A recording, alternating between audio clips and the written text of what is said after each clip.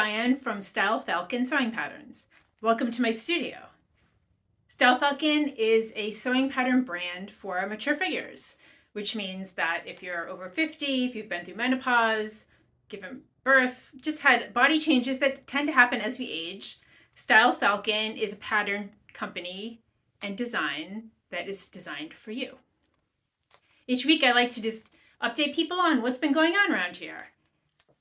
So the big thing that's going on is the updates to the, just to show you again, the technical flats for the new pattern that's being released in the fall. This is the Convex Dress.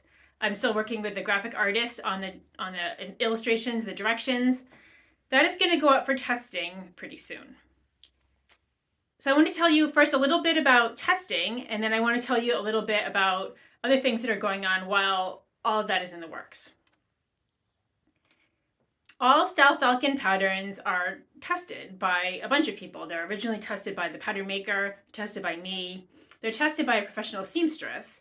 And then when all the directions and illustrations and everything is ready to go and we're on the, what we hope is the final version, it goes out to actual pattern testers. This is a variety of people from all over the world who are Style Falcon customers or fans or are part of the demographic that we're trying to reach.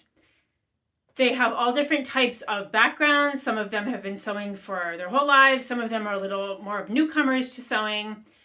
And they are different shapes and sizes, different ages, and they come from different countries. What I try to do is get a bunch of testers together. I try to have at least one tester for each of the 11 sizes that we offer, usually more, but at least one for each size, so that I can be certain that each size is tested. And I like to try to get people from a couple of different countries because I want to make sure that whatever terms are used in the instructions make sense across different cultures. And also I try to get at least one person who English is not their first language for that same reason when I can. Here's a picture of some of the testers that did the spring Style Falcon pattern, the Daring Duster. And they were from the United States, from Canada, the UK, and from Belgium, for example. If you want to be a tester, there's an application that I have set up. And here's I can provide a link to it at the end of the video if you're interested in applying to be a tester.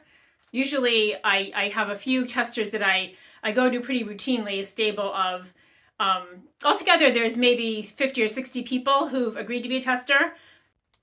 When there's a pattern ready for testing, I send an email to everybody with just the basic schematics about the pattern and say, hey, are you interested in testing this? It's always optional, like no one's required to test anything. Some people are like, that's really not me, or I don't have time, or whatever. But a lot of people are like, yeah, I'd really like to be a part of that. So they reply yes, and then I try to select a stable of people. And I also provide them with the pattern itself in a digital format, so they need to print it themselves, either at a copy shop or at home. And I also provide them with a digital version of the instructions, as opposed to like a paper booklet. Everything is done digitally at this point. And I give them a deadline. Usually it's like 2 weeks for a simple pattern like the Convex Dress. A more complex pattern, I might give them a month, because more complex patterns, say like the lined positive space jacket, or the complex and my favorite pattern of all of the patterns, the make-a-point dress. I gave them a month because there's a lot more pattern pieces and a lot more work involved. I do pay my testers. I believe that it's labor and people deserve to be compensated for it. So I do pay them, and it's not just to compensate them for their labor, but also to compensate them for the materials and the cost of printing the pattern, because that's all on them. They are going to use their own materials and their own printing and thread and everything else. And I think that that's a really important point.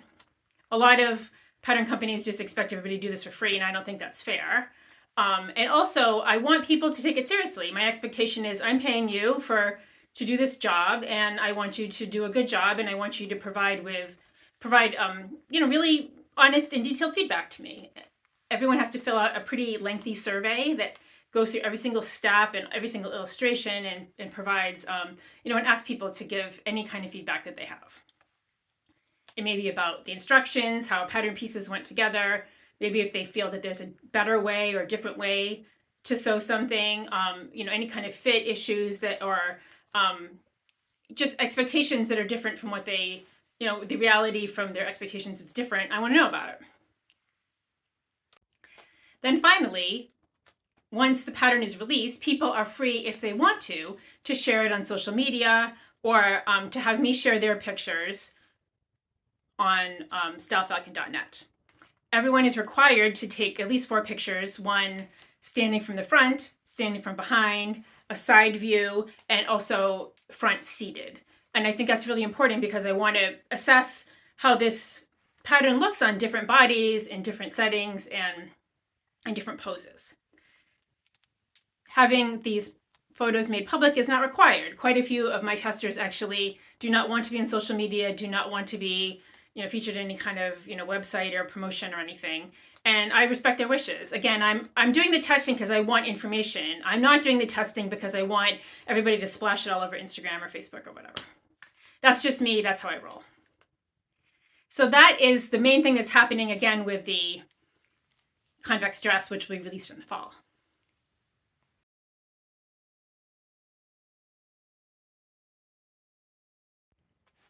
I've been working on doing videos for some of the patterns that don't yet have a video here on YouTube. The Sublime Shell is one of them. It's a pretty simple sew, so it wasn't like a big priority to do one because I didn't feel like there were any really complex techniques that no one's ever seen before. But it is a really popular pattern and I do want to get it out there. And also because I want to host in the fall a sew along like we've done in the past. So I've been working on that video. That's why I sewed this top. And I'm now going to be recording the video of doing the cap sleeve version. So I wanted to just show you a couple of things about the pattern layout that I think might be interesting to you and a couple things around the textile that I'm using for the cap sleeve version of the Sublime Shell. So let's go over to the cutting table. The textile that I'm using for the cap sleeve version is this handkerchief weight linen. It's very, it's crisp. It has a crisp hand to it. It has been pre-treated, but it still is pretty crisp. It will get softer over time, as you know, if you've ever worked with linen. And one of the things that's really lovely about it is it has this very slubby texture. And which I just think makes it interesting. It just doesn't look like, every basic top you ever saw. It gives it a lot of dimension to something that is really a pretty simple top. So I'm really excited about working with this linen. Something that I wanted to point out is that normally you fold, when you're folding your pattern and you're doing it on the fold is down here in this case, and you can see that here's the selvage. And so I'm cutting this on the cross grain. Normally you'd line up your grain line, which is the double arrow here or the single arrow. You line it up this way with the selvage, but I'm doing it on the cross grain, and it's because of the way that the slubby texture of this textile is. I want those slubs to go around instead of up and down. Whenever you see any garment with slubby appearance, the slubs are almost always going around the body. So that may lead you to ask the question, well, is it okay to cut on the cross grain? Like, how do I know if it's okay to do that or not? And I don't really have like a great answer for this. The fabric is stronger if you cut with the, this way, like normally you do, parallel to the selvage. I'm doing it more for a design reason. But the main thing is that you have to pay attention to how much, if at all, the fabric stretches. If the fabric stretches more in one way or another, that's gonna kind of call the shots for you. If it's stretching on the cross grain, which sometimes fabric does, you're not gonna want that lengthwise, or else your garment's gonna hang funny and it's probably gonna get distorted over time. You always want stretch going around the body. And I think you're familiar with that if you've sewn knits at all. You always want the stretch going around the body. In this case, this has no stretch really to speak of. it's very, very stable. So I'm not worried about that. So that is the reason that I've decided to cut it this way. And the other thing that I wanted to show you, over here where we have the selvage, you can see that the selvage has this dark blue thread that goes through it. And the selvage is very closely woven on this fabric. And you can see that over here with this selvage, it's bumping out a little bit and it's bubbling up a tiny bit. And you can always, if you find that happening, just release the selvage. Just do a couple little snips into the selvage like that.